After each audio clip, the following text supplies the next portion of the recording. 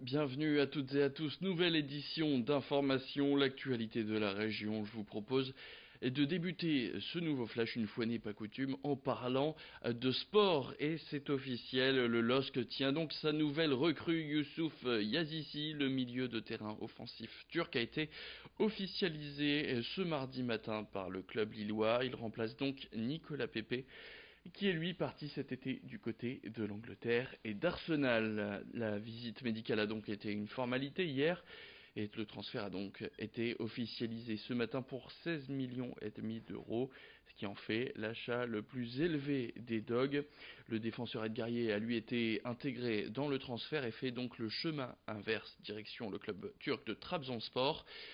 Ce qui fait donc que pour ce mercato, le LOSC a dépassé les 70 millions d'euros de dépenses et 158 millions d'euros de ventes, et pourrait même bien passer la barre des 200 millions d'euros si Boubakary Soumaré venait à être cédé cet été.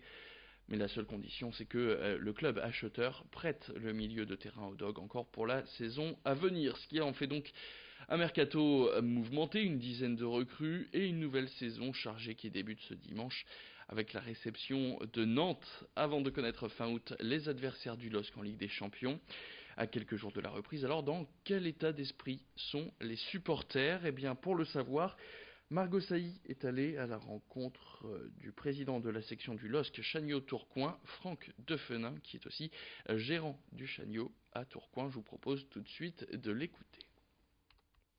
C'est peut-être le petit hic qu'on va avoir cette année, c'est un manque d'expérience en Ligue des Champions. Mais après, je pense que la jeunesse peut peut-être aussi apporter quelque chose dans cette compétition. On sait très bien qu'on va rencontrer des grosses équipes. On risque peut-être de rencontrer le Real de Madrid, Barcelone, Juventus. Et face à ces grosses équipes, si on n'a pas des hommes d'expérience, c'est très compliqué. On l'a vu auparavant. Et André, c'est un capitaine Rennes, joueur d'expérience. Mais bon, en Ligue des Champions, on est vraiment dans le top du football. Vacances maintenant, ça reste tout de même l'actualité aussi. Depuis 1956, les Gîtes de France proposent des hébergements en milieu rural un peu partout dans le pays. Une formule qui séduit une clientèle à la recherche d'un coin de nature pour passer des vacances à la campagne. Et contrairement aux hôtels, eh bien, ces gîtes permettent de profiter de plus vastes espaces grâce notamment aux commodités d'une maison, comme une cuisine ou une machine à laver. Dans le Nord, ce sont plus de 700 gîtes qui sont en location. Et pour obtenir ce label, eh bien, les propriétaires doivent répondre à des normes très précises en termes de surface, de sécurité et de confort. Les Gîtes de France qui tentent donc de dépoussiérer leur image un peu vieillotte qu'on leur colle à la peau. Et près de 25% des propriétaires de gîtes sont agriculteurs. C'est le cas de Catherine Bram qui a ouvert la grange des deux pays à Nieppe il y a presque un an. Ici, entre la France et la Belgique, au milieu des champs, cette ancienne grange peut aujourd'hui accueillir jusqu'à 8 personnes pour 100 € la nuit. Idil Gunay l'a rencontré. Nous avons des jeunes parents souvent, avec des petits-enfants qui sont accompagnés en général des grands-parents, puisque c'est, comme je vous disais, un gîte pour 8 personnes, ou alors des groupes d'amis qui se retrouvent. Récemment, nous avons eu des gens qui répétaient une pièce de théâtre, ils sont venus 2 fois. Ils aiment beaucoup ici la pièce à vivre, car ils sont à l'intérieur et en même temps ils se sentent à l'extérieur.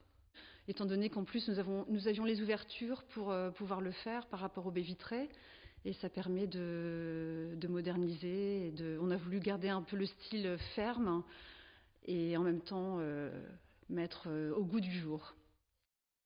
Et puis on termine cette édition avec des idées de sortie. L'été bat son plein dans la région. Le mois de juillet a été marqué par de nombreux événements et celui d'août ne sera pas en reste dans les Hauts-de-France. Amateurs de musique ou de plats de la région, demandez le programme à Idil Gunay. Et le mois d'août s'annonce festif et gourmand dans les Hauts-de-France. Et oui, gourmand car dès ce week-end, c'est au Portel que vous avez rendez-vous. Et je suis sûre, Vincent, que vous y serez pour déguster l'un des plats typiques de notre région. Et oui, la fête du Welsh s'invite chez les restaurateurs. Ce sera dimanche, donc forcément, il est préférable de réserver. En marge de cette fête du Welsh, sachez que des animations sont prévues sur la plage avec des structures gonflables, une guinguette également sur la plage à partir de 14h30 et puis le soir à 21h, un podium place de l'église sur les traces du groupe ABBA. Bref, amusement et régalade dimanche au Portel autour d'un bon Welsh.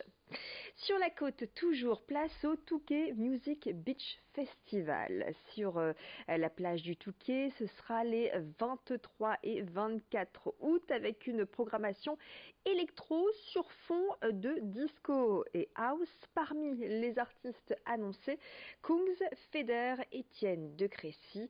Un pass 2 jours est disponible au prix de 80 €. Infos et réservations sur touquetmusicbeach.com. À Lille, la gare Saint-Sauveur célèbre le 50e anniversaire de Woodstock. Et oui, c'était il y a un demi-siècle. 500 000 spectateurs se réunissaient à Bethel dans l'État de New York pour écouter des artistes comme Janis Joplin, Jimi Hendrix ou encore Joe Cocker, faisant de cet événement l'emblème de la culture hippie. Eh bien, ce vendredi 16 août au bistrot de Sanso, le groupe Cheap Wine vous proposera un voyage dans le temps dans les années 70.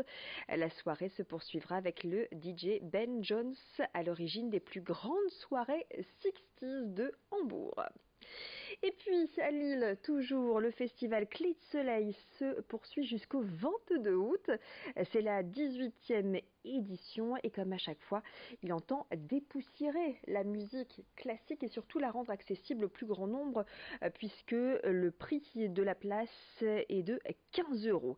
Cette année, les concerts sont rythmés sur le thème des notes d'humour et la musique de chambre est à l'honneur. Programmation et billetterie sur clédesoleil.com.